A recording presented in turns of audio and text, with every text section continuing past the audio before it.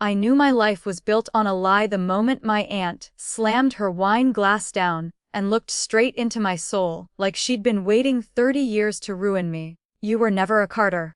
That's what she said. 5 words. Calm, deadly, and just like that, the entire room went silent.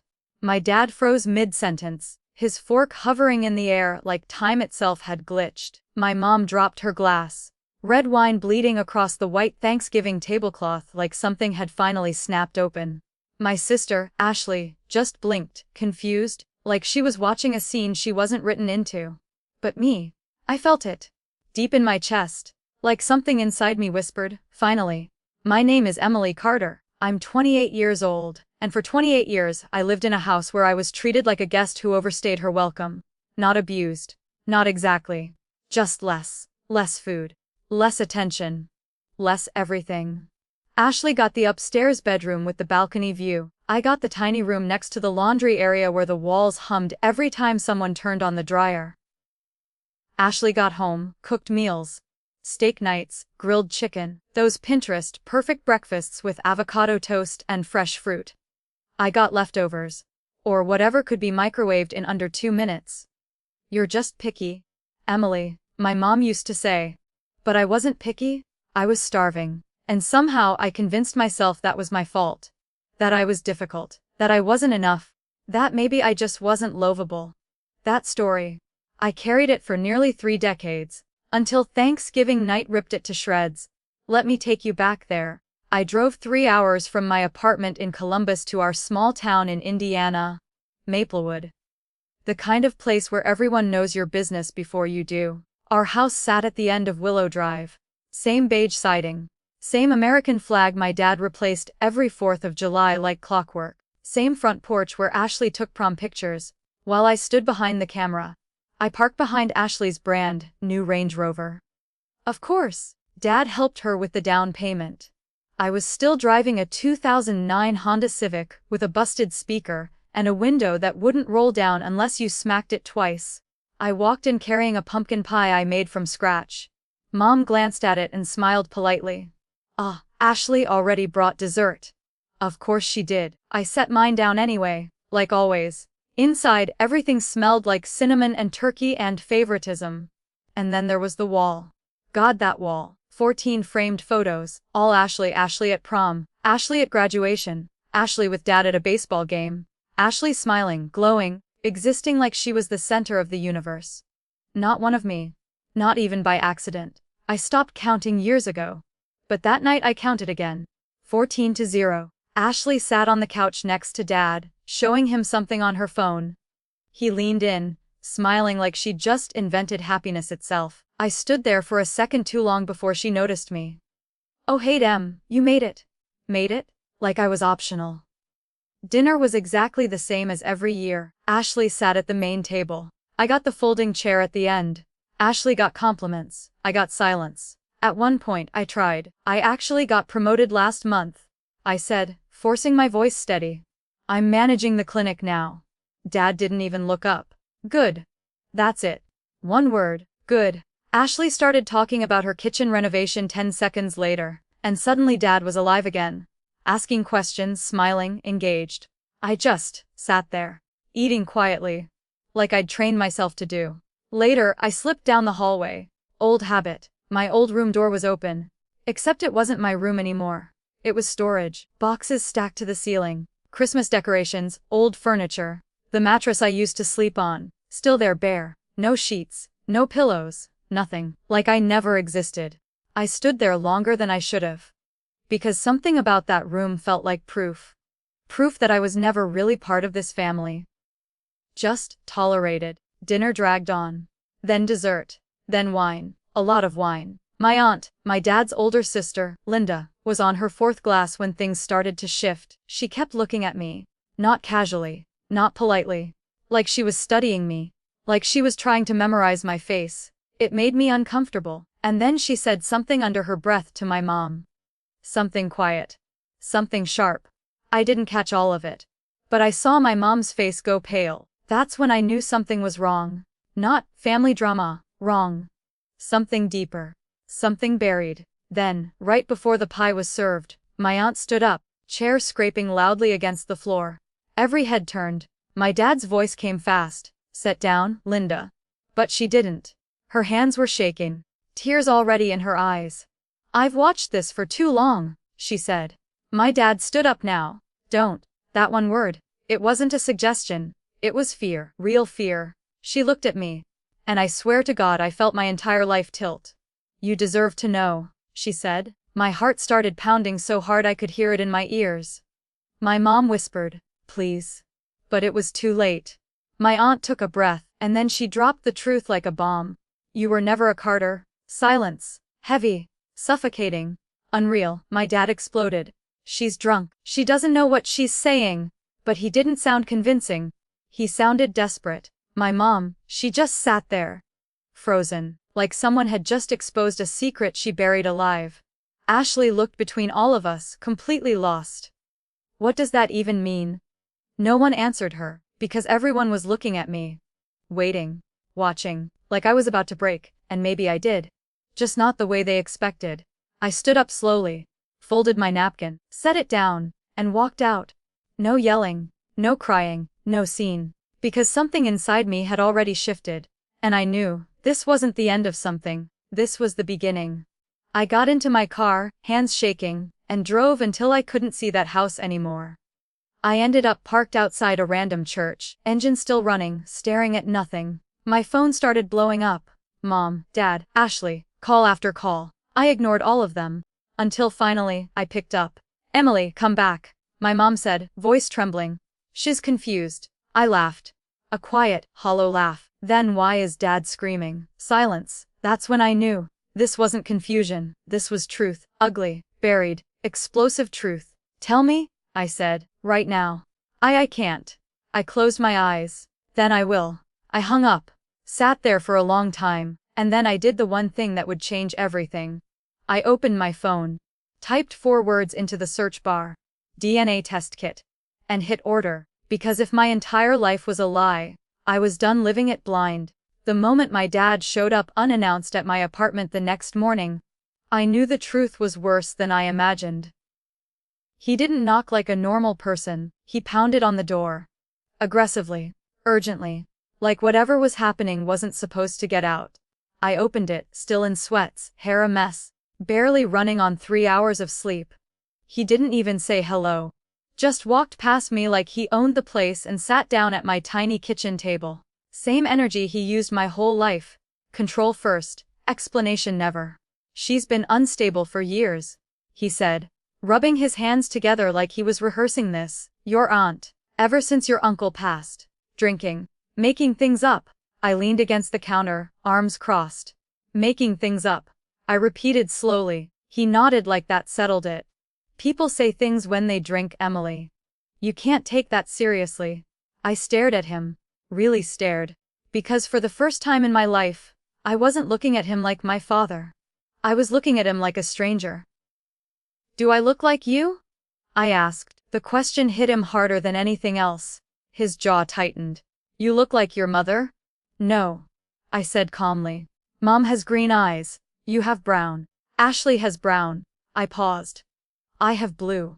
Silence. The kind that fills a room and makes it hard to breathe. The fridge hummed in the background. A car passed outside.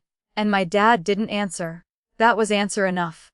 "If you dig into this," he said finally, voice dropping lower, colder, "you're going to destroy this family." I almost laughed again. Destroy. Like I hadn't been living in the ruins of it my entire life. "What family?" I asked quietly. "The one where I eat leftovers while Ashley gets steak.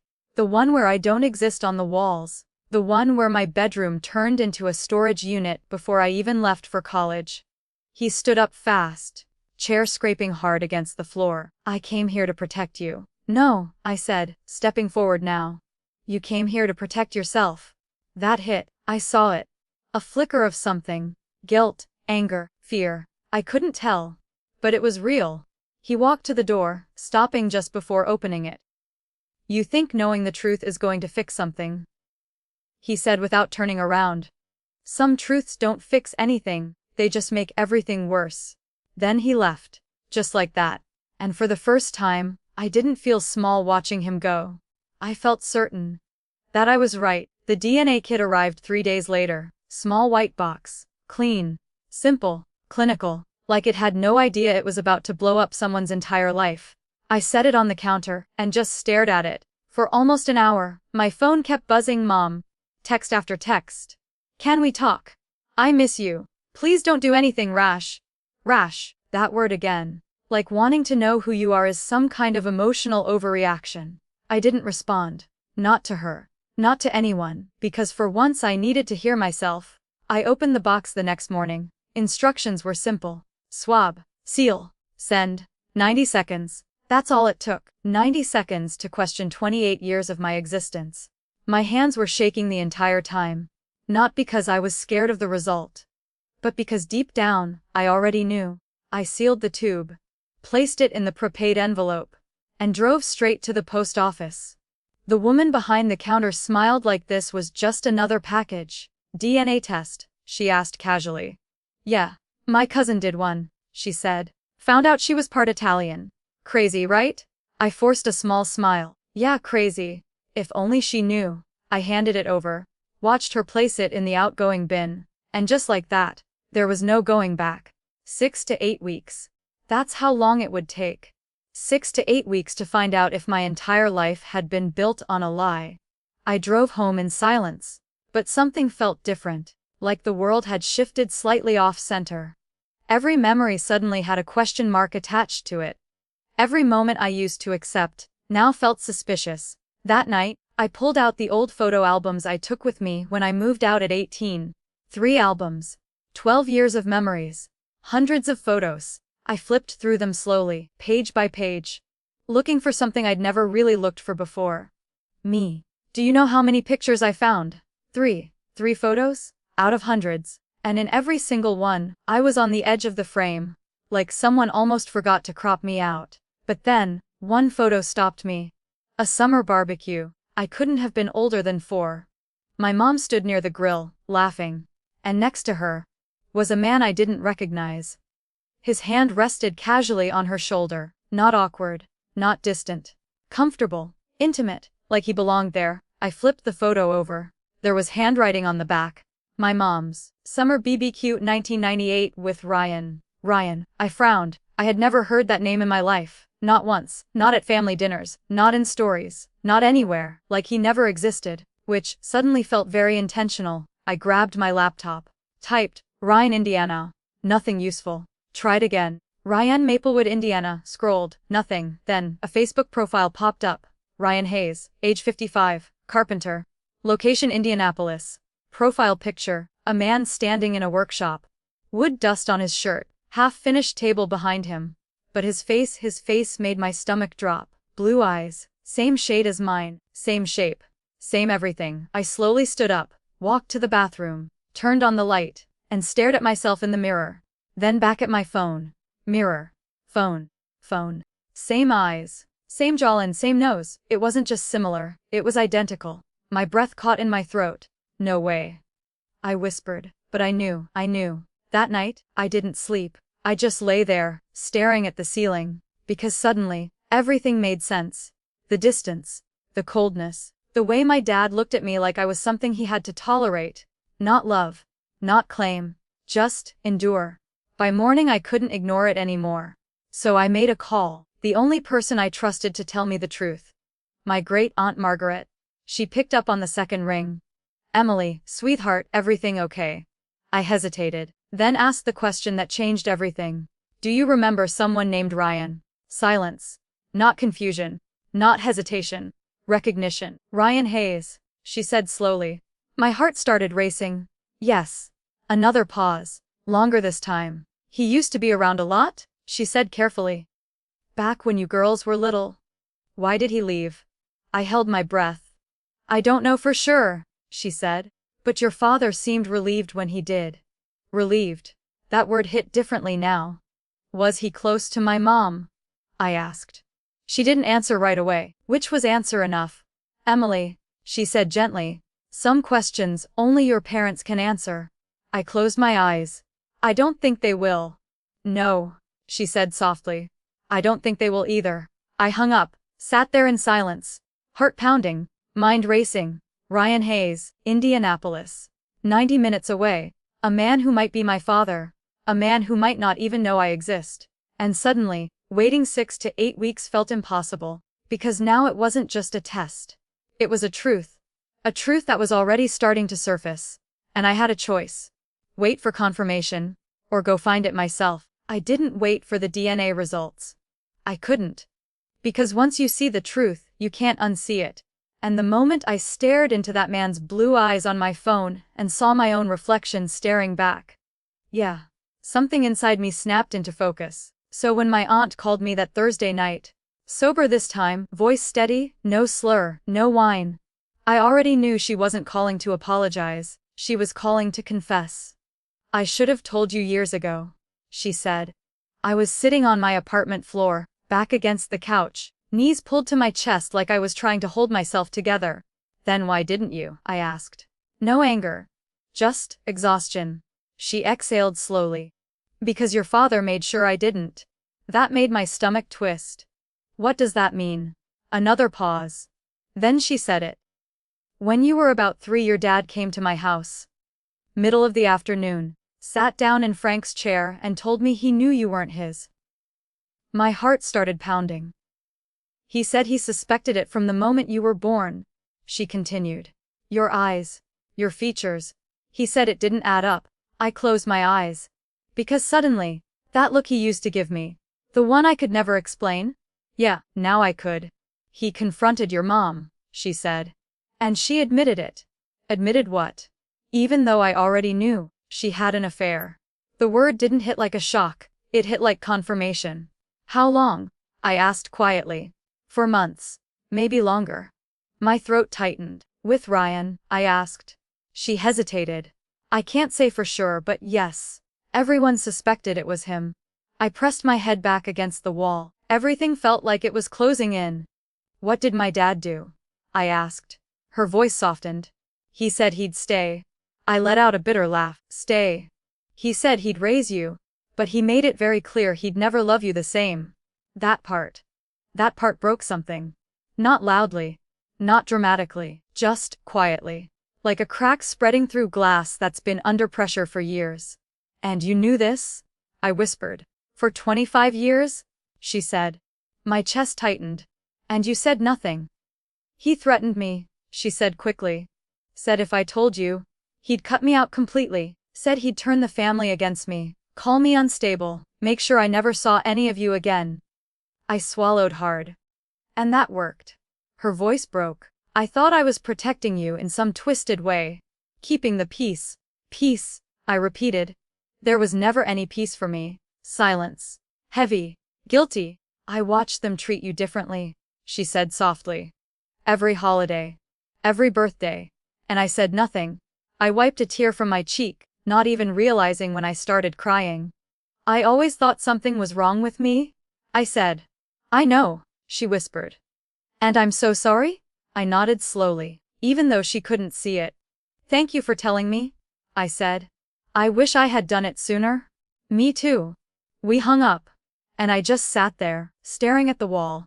Because now, there was no more guessing. No more, maybe. This was real. My entire childhood wasn't just unfair. It was intentional, calculated, punishment. For something I had nothing to do with. I wasn't the difficult child. I wasn't the problem. I was the reminder. The living, breathing evidence of a betrayal that happened before I could even speak. And for 28 years I paid the price for it. 2 weeks later, the email came. I was sitting at my kitchen table, staring at a bowl of cereal I hadn't touched, when my phone buzzed. Subject line: Your DNA results are ready. My hands went cold. This was it, the moment. The confirmation. I opened my laptop, logged in, and stared at the screen as it loaded. Slow. Painfully slow. Then, there it was. Bright colors. Percentages. Numbers that were supposed to define me. 48% Northwestern European, 22% Irish, 14% Scottish, 16% German and French. I stared at it. Because something was missing. Something big. My dad's side of the family. Polish. Loudly. Proudly. Always talking about it. Pierogies at every holiday. Stories about his grandmother coming from Warsaw. It was his identity. His pride. His bloodline. And in my results, 0. Not even 1%. My stomach dropped. I scrolled down. DNA matches, close relatives, nothing, no Carter family, no connection, nothing that tied me to the man who raised me. But then, one name appeared. Ryan Hayes Jr., predicted relationship half-sibling, shared DNA 26.2%. My heart stopped. Half-sibling. That meant one thing, one undeniable, scientific, irreversible truth. Ryan Hayes was my father. I leaned back in my chair, staring at the screen. And then I laughed. Not because it was funny, but because it finally made sense. Everything. The distance. The coldness. The way my dad never looked at me like I belonged to him. Because I didn't. I never did. Tears started falling. But they weren't just sad. They were freeing. I wasn't the problem. I whispered. For the first time in my life I believed it. I wiped my face, looked back at the screen. Ryan Hayes Jr., 24 years old. Indianapolis. My half-brother. A person I never knew existed. A life that went on without me. And suddenly, I had a choice. Close the laptop, walk away, pretend none of this happened. Or find him, find them, find the truth I was denied my entire life. I didn't hesitate. I clicked on his profile. Private account. Minimal info. But enough to confirm it. Same last name, same city, same connection. My hands were shaking again. But this time not from fear, from anticipation. Because this wasn't just about the past anymore. This was about my future. I found an email connected to his account. Probably his dad's. Probably Ryan's. I opened a message, typed, deleted again. 5 times. Every version felt wrong. Too emotional. Too desperate. Too distant. Then finally I stopped overthinking. And just told the truth. My name is Emily Carter. I'm 28 years old. I recently took a DNA test. And your name came up as my half-brother. I believe your father may also be mine. I'm not here to cause problems. I just want to understand where I come from. If you're willing to talk, I'd really appreciate it. I stared at it. Read it 3 times, then hit send. Just like that. No taking it back, no undo button. I dropped my phone on the couch like it might explode. Walked to the bathroom. Turned on the shower. And stood under the water until it went cold. Because sending that message, that was different. The DNA test was science. This was human. Messy, unpredictable, terrifying, because somewhere out there was a man who might be my father. A man who might read that message and ignore it. Or worse, reject it. And I didn't know which would hurt more. I got out of the shower. Wrapped myself in a towel. Stared at my reflection again. But this time I didn't see confusion. I saw clarity. I looked like someone. I came from somewhere. And for the first time in my life, I was about to find out where. I didn't check my phone for the rest of the day. Or the next. 36 hours passed. Then finally, Sunday night, I was folding laundry on my bed when my phone buzzed. I froze. Slowly reached for it. And saw the notification. Message from Ryan Hayes. My heart started racing, hands shaking again. This was it. I opened it. And the first line. It hit harder than anything else. I didn't know you existed. I sat down on the edge of the bed, reading every word slowly. Carefully.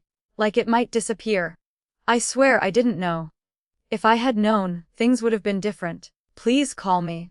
He left his number. 10 digits. That could change everything. I stared at it for a long time. Then finally, I pressed call. It rang twice. Then, hello. His voice. Deep, careful, nervous. Emily, he asked. And just like that, my entire life split into 2 parts. Before this moment. And after. The moment I heard his voice say my name, something inside me collapsed and rebuilt at the same time. Emily. There was hesitation in it. Care. Fear. Like he already knew this call could change everything. Yeah. I whispered. Hi. Silence. Not awkward. Not empty. Just heavy. Like both of us were trying to process something that should have happened 28 years ago. I don't even know where to start. He said finally, his voice cracking slightly. I just read your message like 5 times. I swallowed. Same. A small, nervous laugh escaped him. Then nothing. Just breathing. 2 strangers connected by something neither of us had control over. I didn't know. He said again, softer this time. I need you to believe that. And the crazy part. I did. Because his voice didn't sound defensive. It sounded broken. I believe you. I said. Another pause. Longer. Like that answer meant more than anything else. I would have stayed, he said quietly. If I knew I would have stayed. That hit deeper than I expected, because for 28 years, I thought I wasn't worth staying for. And now I was hearing that someone would have chosen me. If they had the chance. He took a breath. Your mom, she told me it was over. That your dad was coming back.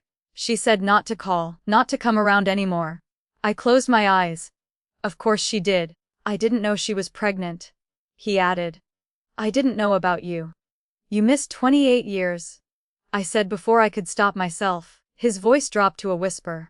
I know. And for the first time I heard guilt that actually felt real. Not forced, not defensive. Just raw. Can I meet you? He asked carefully. Only if you're comfortable. No pressure. I'd really like to meet you. My heart started racing again, because this was it. The moment where everything stopped being theory and became real. Yeah?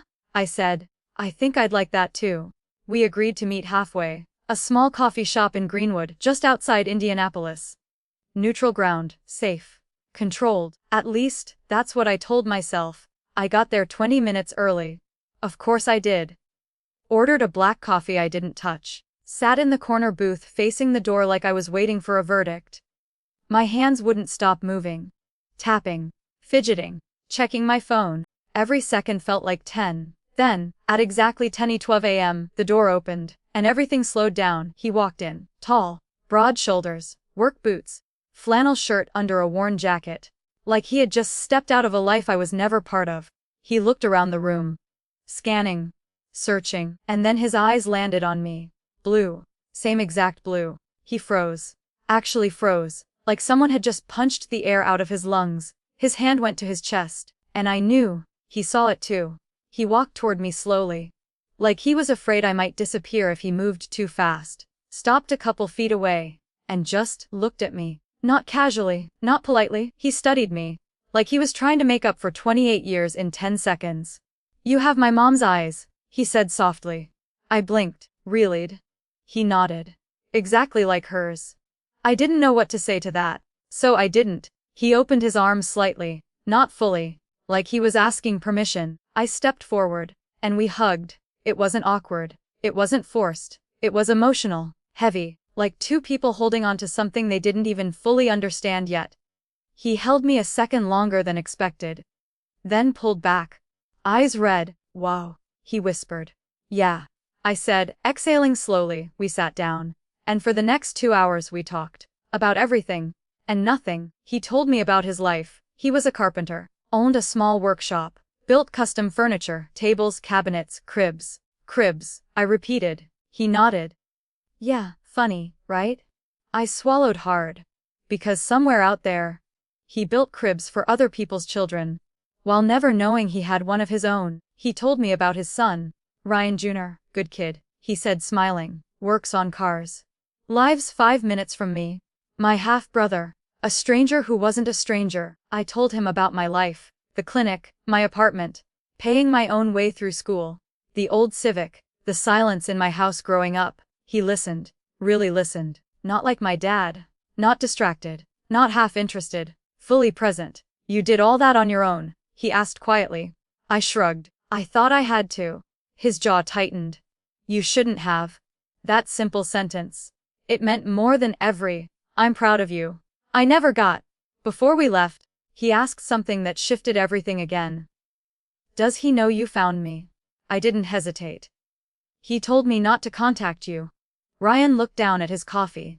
Shook his head slowly. He knew, he said. Not a question. A statement. Yeah, I said. And just like that. The weight of 28 years landed between us. Not awkward. Just real. That night Ashley called me. But this time, her voice was different. Quieter. Heavier. Like she wasn't calling as the favorite anymore. She was calling as someone who just realized everything wasn't what she thought it was. Mom told me, she said. I leaned back on my couch. Everything. Silence. Then, is it true? I laughed softly. Which part? The affair. The DNA test. Everything. Less. She inhaled sharply. I don't understand. I closed my eyes. I know. Another pause. Then she said something that surprised me. Why didn't you tell me you were getting tested? I sat up slightly. Why didn't you ever notice? I asked. She didn't answer. So I kept going. Why I ate different food. Why I didn't have a real bedroom. Why there are 0 pictures of me in that house. Her voice cracked. I don't know, I thought that's just how things were. Yeah, I said quietly. For you. Silence. Heavy. Uncomfortable. Real. I'm sorry, she whispered. And the thing is, I believed her. But sorry, didn't fix anything. I know, I said. Then she asked the question I knew was coming. What are you going to do? I didn't even hesitate. I'm going to Christmas. She inhaled sharply. Emily, Dad said. I don't care what he said. My voice wasn't loud, but it was firm. Stronger than it had ever been. I spent 28 years being quiet. I'm done with that. Silence. Then, do you want me there? That question caught me off guard. You'd come, I asked. Yeah, she said, you're still my sister. Something in my chest softened. Just a little. Then yeah, I said, I want you there. Because if I was going to tell the truth, I wasn't doing it alone. Christmas Eve, 16:30 p.m., same house, same walls, same 14 photos. But this time, I wasn't walking in as the invisible daughter. I was walking in with the truth. And a manila envelope in my bag. That was about to burn everything down. The moment I saw my dad smiling like nothing had changed, I knew I was about to break something he spent 28 years trying to control. Christmas Eve. Same house. Same smell of cinnamon and pine. Same fake, perfect family energy. But this time, I wasn't the same girl walking through that door. I parked on the street instead of the driveway. Small detail. But it mattered, because I wanted an exit. A clean one. No getting blocked in, no getting trapped. I sat in my car for a second, staring at the house. That house. The one that raised me. The one that erased me. Then I reached over to the passenger seat. Picked up my tote bag. Inside it a manila envelope. Thick, heavy, full of truth. Printed DNA results. Names, percentages, proof. The kind no one could argue with. I took a deep breath. Okay, I whispered to myself. Then stepped out. The cold hit my face instantly. Sharp. Real. Grounding. I walked up to the door. Didn't hesitate this time. Just opened it. Voices filled the room. Laughter. Music. Glasses clinking. 16 people this time. Bigger crowd than Thanksgiving, like the universe wanted a full audience for what was about to happen. My mom saw me first. Her face shifted fast. Relief. Fear. Then control. Emily, she said, forcing a smile. Merry Christmas. She stepped forward to hug me. I let her. But I didn't hug back the same. Because something between us had changed, something permanent. My dad stood near the fireplace, watching me, not smiling, not welcoming. Watching. Like a man tracking a storm he knew was coming. I told you not to come, he said low enough that only I could hear. I met his eyes. Merry Christmas, I replied, and walked past him. Just like that. Power shift. For the first time in my life, I didn't feel small around him. I felt steady. Ashley arrived a few minutes later with her fiancé, Tyler. She squeezed my arm as she walked in. A silent, "I've got you." I didn't say anything, but I felt it. Dinner started like every other year. Same table. Same seating. Same dynamic. Ashley near the center. Me at the edge. Except this time, I didn't shrink into it. I observed it. Like I was watching a movie I used to think I belonged in. Dad stood up. Tapped his glass. Same speech. I'm grateful for this family for another year together, for Ashley and Tyler's beautiful new home. Of course. Ashley smiled. Everyone clapped. I just sat there. Waiting. Because I knew my moment was coming. Halfway through dinner, my great-aunt Margaret spoke up. Sweet, sharp, unapologetic. "Emily, didn't you get a promotion recently, dear?" All eyes turned to me. For once. Finally. I nodded. Yeah, I did. Before I could say anything else, my dad cut in. Emily can speak for herself. Something about the way he said it. Dismissive. Cold, like he was already trying to control the narrative. That's when I knew it was time. Not later. Not after dessert. Now. I stood up. Chair scraping loudly against the floor. Conversation stopped. Forks paused mid-air. Music still playing softly in the background like it didn't know what was happening. My heart was racing, but my hands, steady. That surprised me. I reached into my bag, pulled out the envelope, and stepped into the center of the room. I need everyone to hear something, I said. My dad stood up immediately. Emily, don't. I looked at him. Really looked at him. You've had 28 years to tell me not to, I said calmly. I'm done listening. Silence. Heavy, thick. I opened the envelope, pulled out the papers, and held them up. I took a DNA test 7 weeks ago. A ripple moved through the room. Confusion, curiosity, fear. My results came back last week. I paused. My ethnicity is 48% Northwestern European, 22% Irish, 14% Scottish, and 16% German and French. I let that sit, then added, 0% Polish. A sharp inhale from someone across the table. My dad didn't move. Didn't blink. Didn't react. But I saw it. That flicker. I also have a DNA match, I continued. A half-brother. Shared DNA, 26%. Ashley's face went pale. My mom covered her mouth. My biological father is Ryan Hayes. The room went silent. Completely silent, like someone hit mute on reality. I turned to my dad. You knew. Not a question. A statement. You've known since I was born. He finally spoke. This is family business, he said tightly. You had no right. No right? I cut him off. My voice wasn't loud, but it cut through the room like glass. No right to know who I am. I stepped closer. You saw my blue eyes the day I was born and decided I wasn't yours. He flinched. Actually flinched. And instead of leaving, I continued, you stayed and punished me for it. Gasps, whispers, shock rippling through the room. Every eye on him now, not me. Him. Every meal I didn't get, I said. Every birthday you forgot. Every photo you didn't take. I turned toward the wall. That wall has 14 pictures of Ashley. I looked back at him, not one of me. My mom started crying, quiet, shaking, like something she buried was finally clawing its way out. And you? I said, turning to her, you let it happen. Her head dropped. I was scared, she whispered. I was a child, I replied, and I paid for your fear every single day. Ashley stepped forward now, her voice shaking. Is that why? She asked my dad. Is that why you treated her differently? He didn't answer. Didn't look at her. Didn't look at anyone. I raised her, he said finally. I stayed. You didn't raise me, I said quietly. You tolerated me. That hit harder than anything else, because it was true. Ashley's voice broke. She ate leftovers while I had full meals, Dad. She was a kid. He sat down slowly. Like the weight of everything finally hit him. My aunt stood up. She's telling the truth, she said firmly. He told me years ago.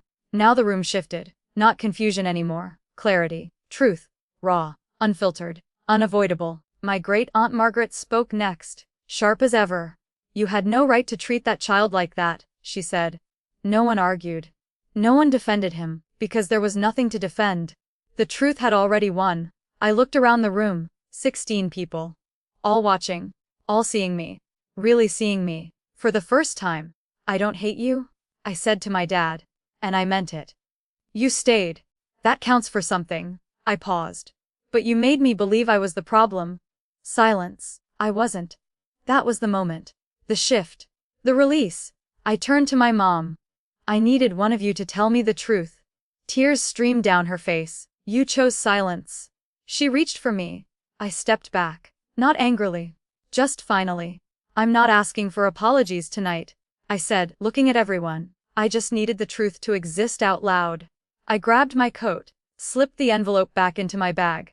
Ashley stepped toward me. I know, I said softly. I know you didn't know. She nodded, crying. I squeezed her hand, just for a second, then let go, and walked to the door. I stopped before opening it, turned back one last time. That wall. 14 photos, a 15th one still wrapped on the table. Ashley's new picture, waiting to be added. I looked at it for a second, then said quietly, maybe one day, there'll be room for me too. Then I opened the door, stepped into the cold, and left. Not as the invisible daughter, not as the difficult child, but as someone who finally told the truth, and refused to carry their lie anymore. I didn't even make it to my car before my mom came running out into the cold, barefoot, screaming my name like she was trying to outrun 28 years of silence. Emily, wait! Her voice cracked in a way I had never heard before. Not controlled, not composed, raw, desperate. I stopped, but I didn't turn around right away. Because for the first time in my life, she was the one chasing me. Not the other way around. Please, she said, her breath visible in the freezing air. Don't leave like this. I slowly turned. She looked different. Not like the woman who hosted perfect dinners and smiled through everything. This version of her was broken, mascara smeared, hair messy, hands shaking. I already did, I said quietly. Her face crumpled. I was gonna tell you, she whispered. I let out a breath. When? I asked. When I turned 30. When you got sick. Or when it was convenient. That's not fair, she said, her voice trembling. No, I replied. What wasn't fair was growing up in a house where I felt like I didn't belong and not knowing why. She took a step closer. I thought I was protecting you. From what? I asked. The truth or him? Her silence answered me. I was 22, she said suddenly. I made a mistake. I shook my head slowly. No, I said. The affair was a mistake. I stepped closer now. What came after? That was a choice. She flinched. You chose to stay with a man who couldn't love me. I continued.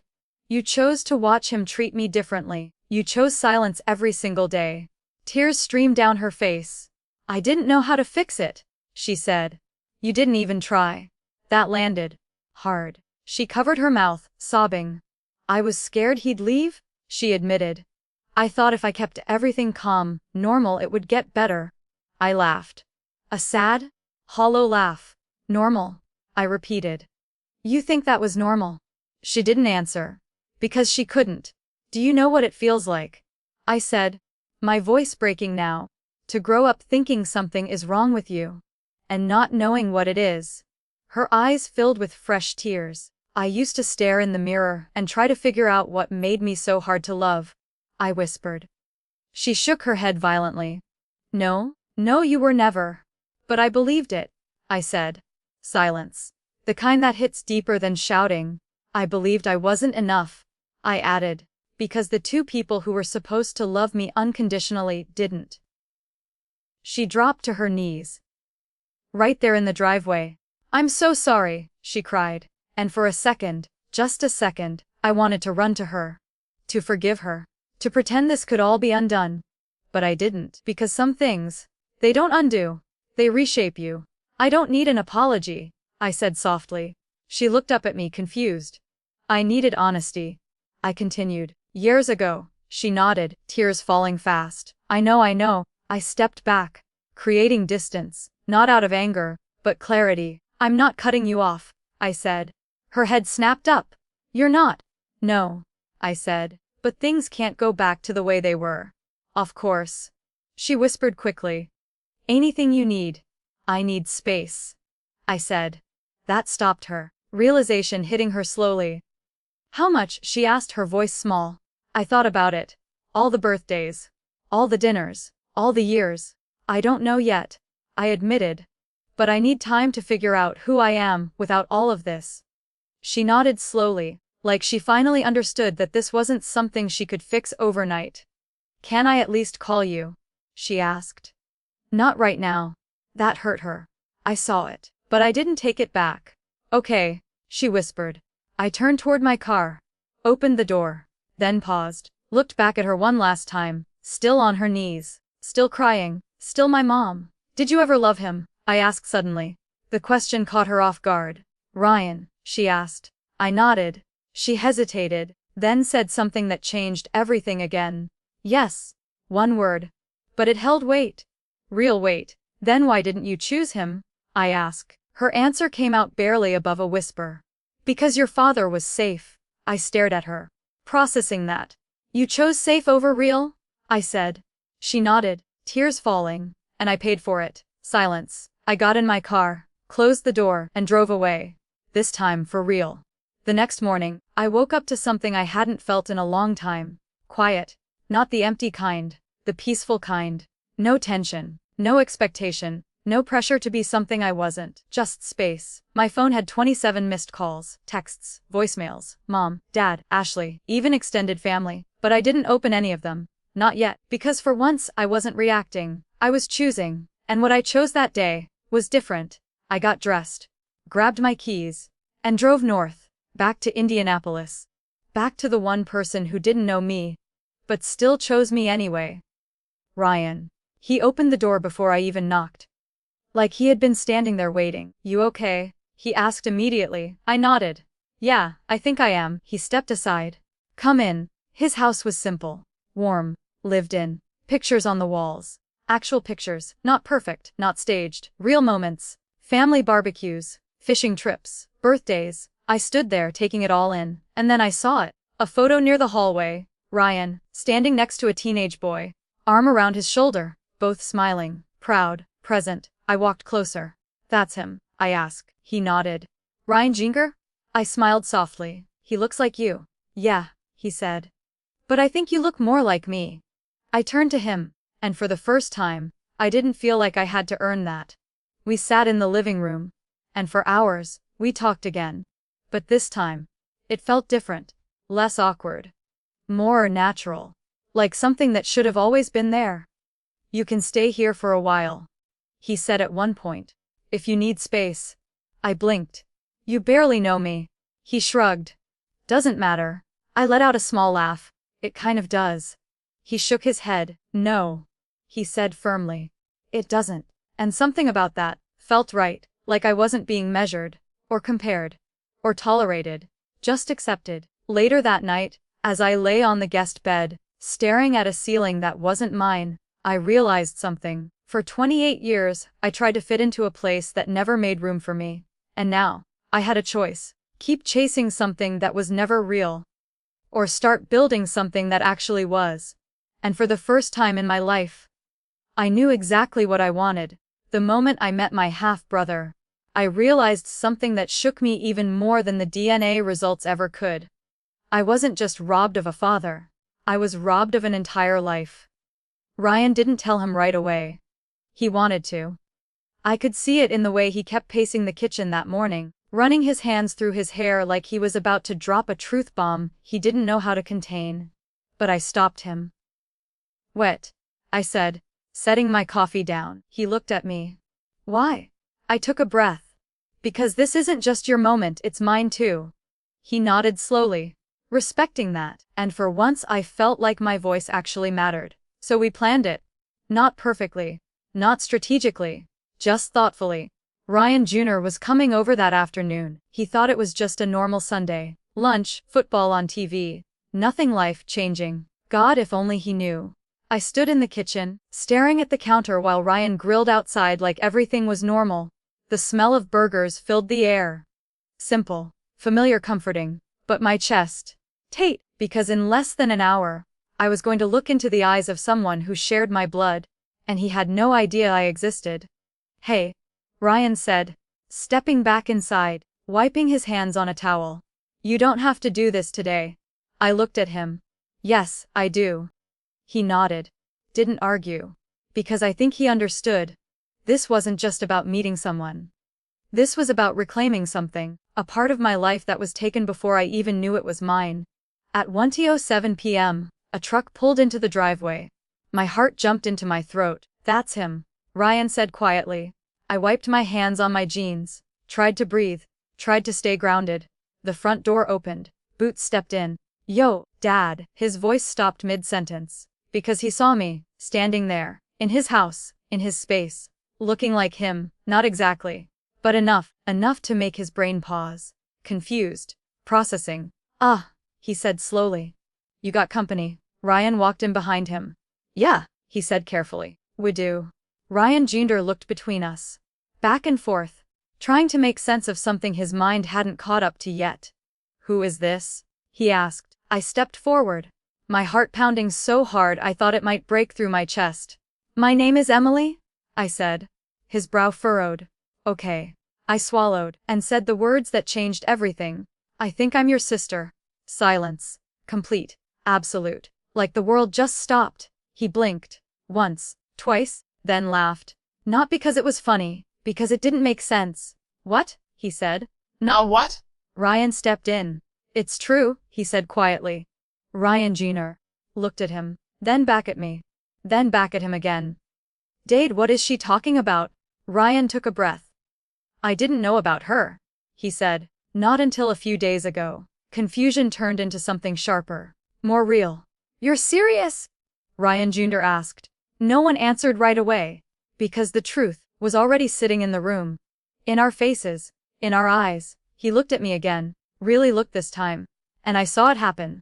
That moment, when recognition hits, not logical, not explained, just felt. You've got my eyes, he said slowly. I nodded. Yeah.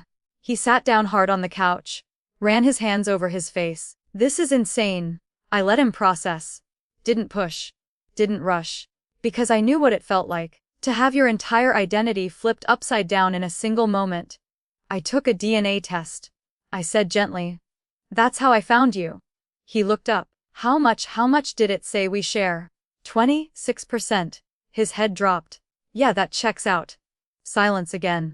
But this time, not empty, processing, shifting, realigning. Why didn't we know about you? He asked, looking at his dad. Ryan shook his head.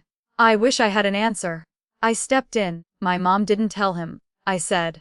She cut him off before I was born. Ryan Jr. let out a breath. Damn. He leaned back, staring at the ceiling. So you just showed up out of nowhere, and now I've got a sister. I gave a small, nervous smile. Pretty much. He looked at me again. Longer this time, less shock, more curiosity. What's your last name? He asked. Carter. His jaw tightened slightly. That your dad's name? I nodded. Yeah, the man who raised me. Raised you, he repeated. I hesitated. Technically. He caught that. Raised an eyebrow. Meaning. I shrugged lightly. It's complicated. He nodded. Yeah, I can see that. A small silence settled between us. Then suddenly. You hungry? He asked. The question caught me off guard. What? He shrugged. Dad made burgers. You gonna stand there all day or you gonna eat? I blinked. Then laughed. Actually laughed, because that felt normal, and normal felt new. We sat down at the table, 3 plates, 3 people. A family that didn't exist yesterday, eating lunch like it always had. Conversation started slow, careful, testing the waters. But then it picked up, naturally, easily, like something that had been waiting to happen. You into cars? He asked at one point. Not really? I admitted. He smirked. We'll fix that. I smiled. Good luck. Ryan watched us quietly, a small smile on his face, like he was witnessing something he never thought he'd get to have. Later, as we sat outside, Ryan Jr. leaned back in his chair and looked at me. You know what's crazy? He said. What? I always wanted a sibling. My chest tightened. Yeah. He nodded. Yeah, growing up, it was just me and Dad. Always wondered what it'd be like to have someone else around. I looked down for a second, then back at him. I had a sister, I said. But it never really felt like that. He studied me. Like he understood more than I said. Well, he said finally. You've got one now. That simple sentence. It hit different. Because for the first time, it didn't feel forced. It didn't feel like obligation. It felt like choice. Like he wanted me there.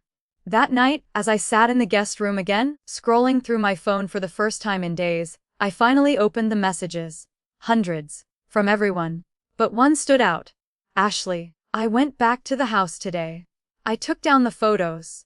I sat up, my heart racing. There was another message. There's space on the wall now.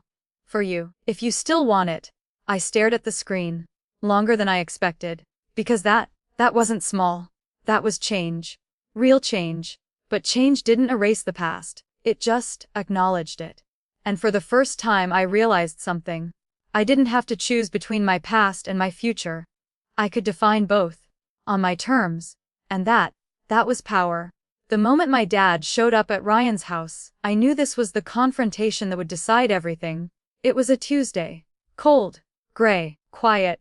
I was in the kitchen with Ryan, halfway through making coffee, when we heard it. A car door slam. Hard. Aggressive. Not a visitor. Not casual. Intentional. Ryan looked at me. I already knew. He's here, I said.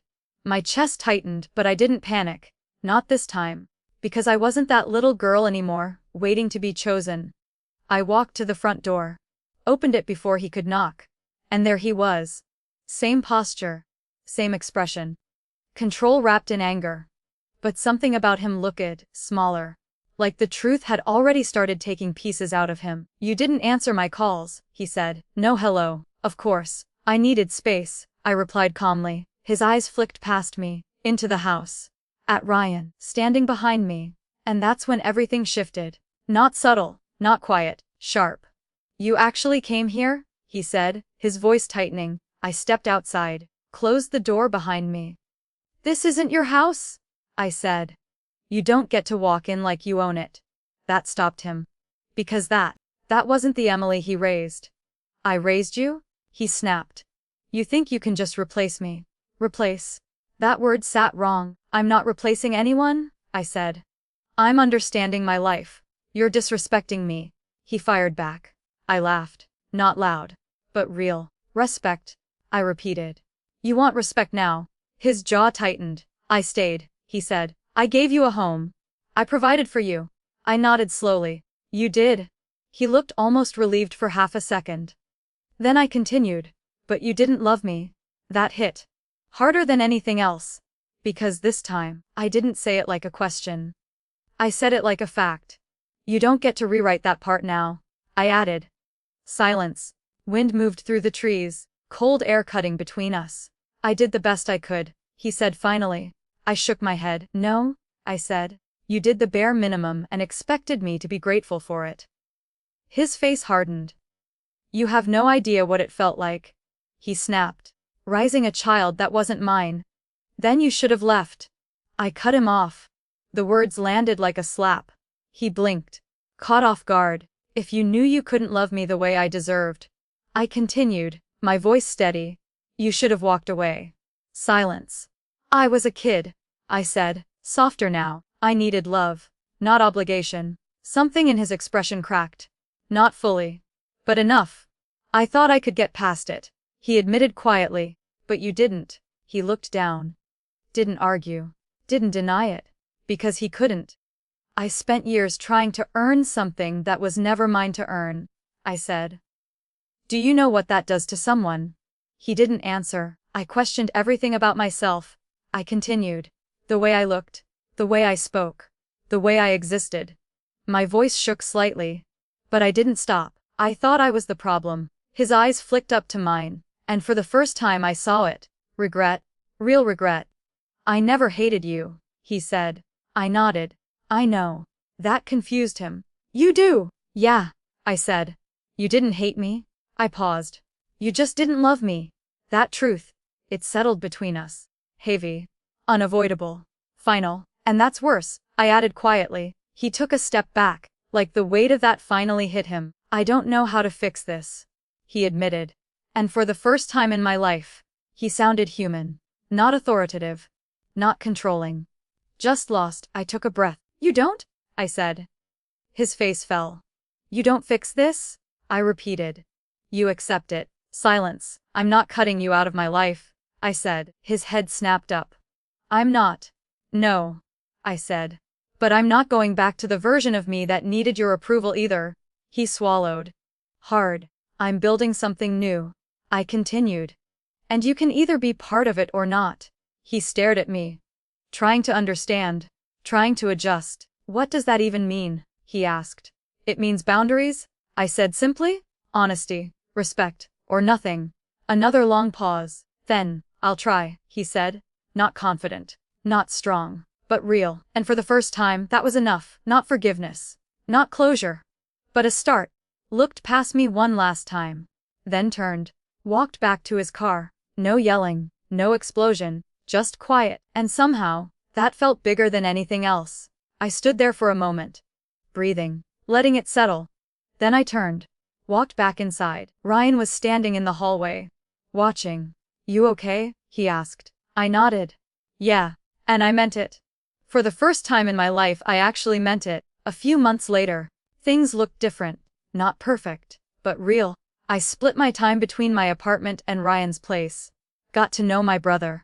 Really know him. Late night conversations, inside jokes, random road trips. The kind of things you can't fake. The kind of things I never had. Ashley and we talked more. Slower. Honest. She visited once. Met Ryan. Met my brother. It was awkward, but it was real. And that mattered. My mom, she wrote me letters. Handwritten. No excuses. Just truth. I didn't reply right away. But I read every single one. My dad, he called less. But when he did, he listened more. Didn't interrupt. Didn't control. Just listened. And me, I stopped trying to be someone I wasn't. Stopped shrinking. Stopped questioning my worth. Because I finally understood something that took me 28 years to learn. I was never hard to love. I was just in the wrong place. And now, I wasn't anymore. One Sunday afternoon, I stood in Ryan's workshop, watching him sand down a piece of wood. Sunlight coming through the window. Dust floating in the air. Quiet. Peaceful. You ever regret it? I asked. He looked up. Regret what? Not knowing about me sooner. He didn't hesitate. Every day. I nodded, then smiled slightly. Me too. He walked over, handed me a small wooden frame. I looked down at it. Inside was a photo. The three of us. Me, him, Ryan Jr. taken just a week ago. All smiling. All real. For your place? He said. I ran my fingers over the frame. And for the first time, I didn't feel like the girl missing from the wall. I felt like someone who finally belonged somewhere. I looked up at him. Thank you.